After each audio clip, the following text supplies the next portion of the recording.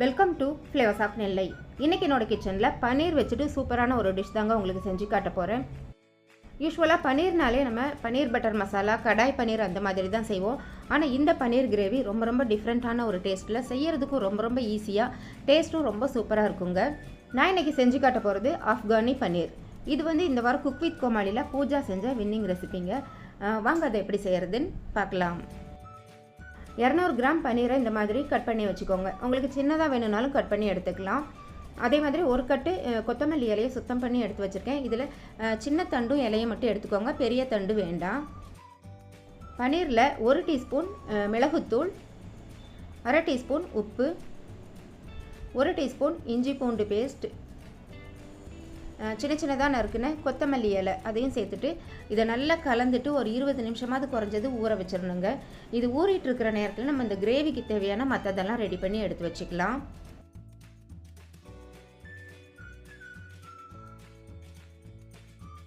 ஸ்டவ்வில் ஒரு தவா வச்சுருக்கேன். இதில் கொஞ்சமாக பட்டர் சேர்த்துக்கலாம். பட்டர் வேண்டாம் அப்படின்னா நீங்கள் ஆயில் கூட சேர்த்துக்கலாங்க. இப்போ இதில் நம்ம ஊற வச்சுருக்கிற அந்த பன்னீரை ஒன்று ஒன்றா சேர்த்துட்டு அந்த பன்னீரை நல்லா எல்லா பக்கமும் நல்லா திருப்பி விட்டுட்டு எல்லா சைடுமே நல்லா ப்ரௌன் கலரில் வர்ற வரைக்கும் இதை ஃப்ரை பண்ணி எடுத்துக்கலாம்.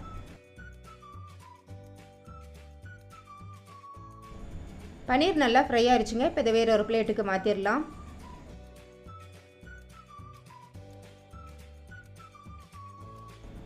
அடுத்ததாக ஸ்டவ்வில் ஒரு பேன் வச்சுருக்கேன். இதில் 1 டேபிள் ஸ்பூன் எண்ணெய் சேர்த்துக்கலாங்க. இது கூட நம்ம ஒரு வெங்காயத்தை கட் பண்ணி சேர்த்துருக்கேன். இந்த வெங்காயம் ரொம்பலாம் வதங்கணுங்கிறது இல்லை, 1 நிமிஷத்துக்கு இதை வதக்கி விட்டால் போதும். காரத்துக்காக 3 பச்சை மிளகாய் சேர்த்துக்கிறேங்க. அதுக்கப்புறம் நம்ம க்ளீன் பண்ணி வச்சுருக்கிற இந்த கொத்தமல்லி இலையும் இதில் சேர்த்துக்கலாம். இதெல்லாம் சேர்த்துட்டு நம்ம ஒரு 2 நிமிஷத்துக்கு இதை நல்லா வதக்கி விட்டால் போதும்.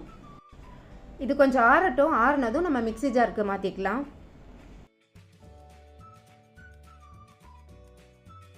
இது கூடவே 10 முந்திரி பருப்பு, ஒரு 7-8 பூண்டு பல், ஒரு துண்டு இஞ்சி, 1/4 கப் தயிர் இதெல்லாம் சேர்த்துட்டு தேவைப்பட்டால் கொஞ்சமாக தண்ணி சேர்த்து இதை நல்லா விழுதாக அரைச்சி எடுத்துக்கலாங்க. இப்போது ஸ்டவ்வில் ஒரு பேன் வச்சுருக்கேன். இதில் 1 டேபிள் ஸ்பூன் ஆயில் சேர்த்துக்கலாம். இது கூடவே 1 டேபிள் ஸ்பூன் பட்டரும் சேர்த்துக்கலாங்க.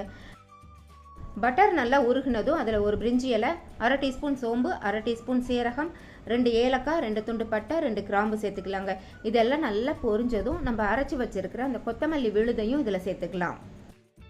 இதில் முந்திரி பருப்பு அரைச்சி சேர்த்துருக்கிறதுனால கிரேவி ரொம்பவே திக்காக இருக்கும். அதனால் கொஞ்சமாக மிக்ஸி அலசின தண்ணியும் சேர்த்துக்கோங்க. அது போக கிரேவியோட திக்னஸ்க்கு தகுந்த மாதிரி கொஞ்சம் தண்ணியும் சேர்த்துக்கோங்க. இப்போது இதில் 1/2 டீஸ்பூன் மஞ்சள் தூள், 1 டீஸ்பூன் கரம் மசாலா, 1 டீஸ்பூன் தனியாத்தூள், 1/2 டீஸ்பூன் மிளகுத்தூள், 1 டீஸ்பூன் உப்பு சேர்த்துக்கலாங்க. உப்பு உங்களோட டேஸ்ட்டுக்கு தகுந்த மாதிரி கூட குறைய சேர்த்துக்கோங்க. இப்போ இதை நல்லா கலந்து விட்டுட்டு இதை மூடி போட்டு 8லேருந்து 10 நிமிஷம் அப்படியே கொதிக்க வச்சுருங்க. இதில் சேர்த்துருக்கிற அந்த மசாலாவோட பச்சை வாசனையெல்லாம் போய் அதில் சேர்த்துருக்கிற எண்ணெயெல்லாம் நல்லா பிரிஞ்சு வரணுங்க. கிரேவி பாருங்கள், எண்ணெயெல்லாம் பிரிஞ்சு அப்படி க்ரீமியாக பார்க்கவே அவ்வளோ ரிச்சாக சூப்பராக இருக்குதுங்க. இப்போ இதில் ஃபைனலாக ஒரு 1/4 கப் அளவுக்கு ஃப்ரெஷ் க்ரீம் சேர்த்துக்கலாம். இது ஒரு நல்ல ரிச்னஸ் கொடுக்கும். கடைசியாக கொஞ்சமாக கசூரி மேத்தியும் சேர்த்துக்கலாங்க. இது நல்ல ஒரு ஃப்ளேவர் கொடுக்கும். பன்னீர் கிரேவி நல்லா க்ரீமியாக நல்லா ரிச்சாக அவ்வளோ திக்னஸில் இருக்குதுங்க. உங்களுக்கு இந்த அளவுக்கு திக்னஸ் வேண்டாம் அப்படின்னா நீங்கள் கொஞ்சம் டைல்யூட் பண்ணிக்கலாம். கடைசியாக நம்ம ஃப்ரை பண்ணி வச்சுருக்கிற அந்த பன்னீரெல்லாம் இதில் சேர்த்துட்டு நல்லா கலந்து விட்டுட்டு ஸ்டவ் ஆஃப் பண்ணிட்டீங்கன்னா நல்ல டேஸ்டியான ஆஃப்கானி பன்னீர் ரெடி ஆயிடுச்சுங்க. இந்த ஆஃப்கானி பன்னீர் பார்க்குறதுக்கு மட்டும் இல்லைங்க, டேஸ்ட்டும் ரொம்ப நல்லா இருந்தது. கட்டாயம் ட்ரை பண்ணி பாருங்கள். எப்போவும் ஒரே மாதிரி பன்னீர் கிரேவி செய்கிறதுக்கு பதிலாக கொஞ்சம் டிஃப்ரெண்ட்டாக இந்த மாதிரியும் நம்ம ட்ரை பண்ணி பார்க்கலாம். கட்டாயம் உங்கள் எல்லாருக்குமே இது ரொம்ப பிடிக்குங்க. நான் செஞ்சு காட்டின இந்த ஆஃப்கானி பன்னீர் உங்களுக்கு பிடிச்சிருந்தா மறக்காமல் உங்களோட லைக்ஸ் கமெண்ட்ஸ் எனக்கு கொடுங்க. ஃபஸ்ட் டைம் என்னோடய சேனல் பார்க்குறீங்களா? அப்போ மறக்காமல் என்னோடய சேனலை சப்ஸ்கிரைப் பண்ணி சப்போர்ட் பண்ணுங்கள். தேங்க்ஸ் ஃபார் வாட்சிங்.